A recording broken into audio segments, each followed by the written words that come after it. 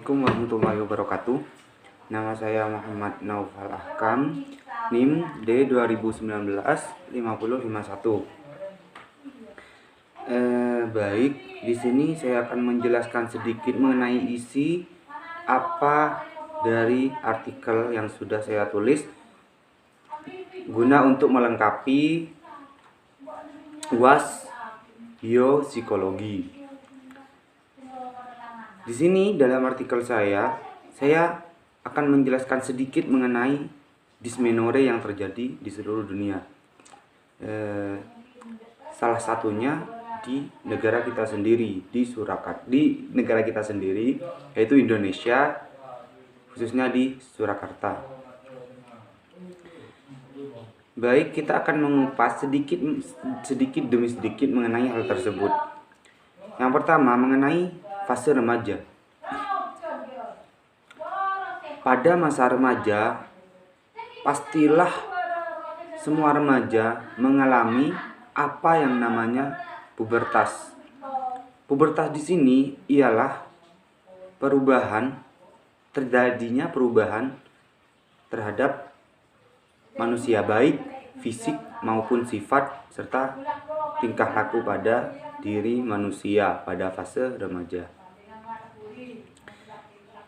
Baik, langsung saja kita akan membahas mengenai dysmenorrhea. Dysmenorrhea ini terjadi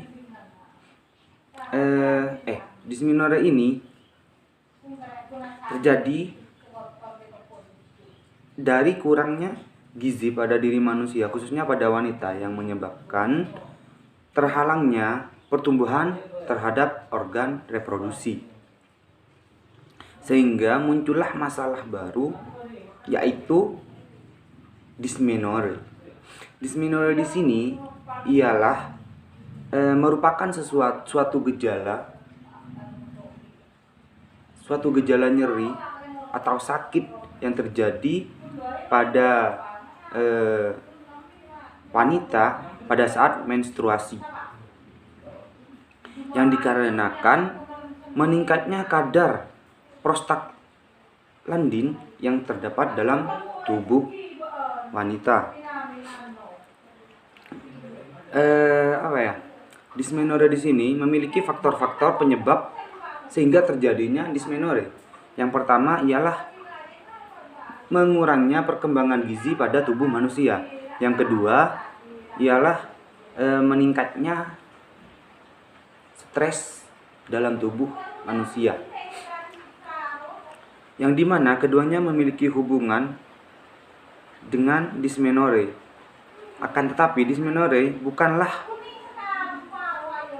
sesuatu yang hanya ditimbulkan dari dua hal tersebut, melainkan dengan hal-hal yang lain.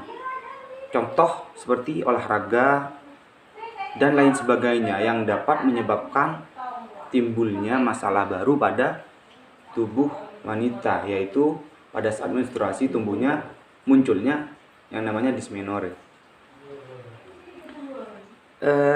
Hasil dari penelitian oleh Universitas Muhammadiyah Surakarta menyatakan bahwasannya stres bukanlah suatu hal yang dapat menimbulkan terjadinya dysmenorrhea.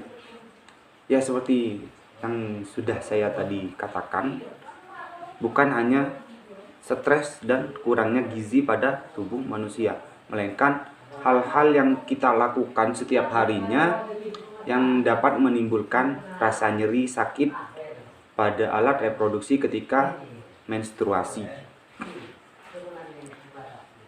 Baik, mungkin dalam istilah lain, menstruasi dalam istilah agama itu dinamakan dengan yang disebut dengan datangnya haid atau datang bulan. Di Indonesia sendiri hampir 90% itu wanita mengalami masalah ketika menstruasi. 50% wanita di Indonesia yang mengalami menstruasi mesti pasti 50% diantaranya itu mengalami yang namanya dysmenorrhea.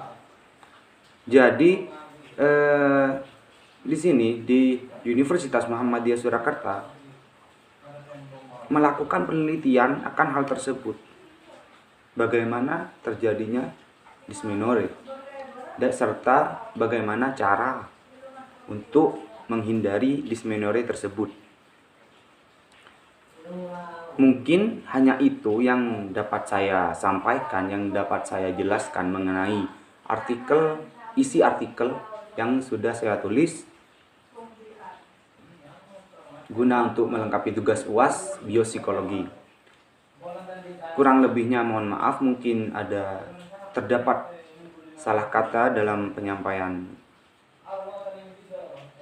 saya dalam menyampaikan materi tersebut, isi artikel saya tersebut. Saya mohon maaf, saya selaku manusia mohon maaf yang sebesar-besarnya, dan semoga dapat dipahami dan dimengerti dan dapat menambah wawasan mengenai menstruasi pada wanita. Sekian dari saya. Semoga bermanfaat. Wassalamualaikum warahmatullahi wabarakatuh.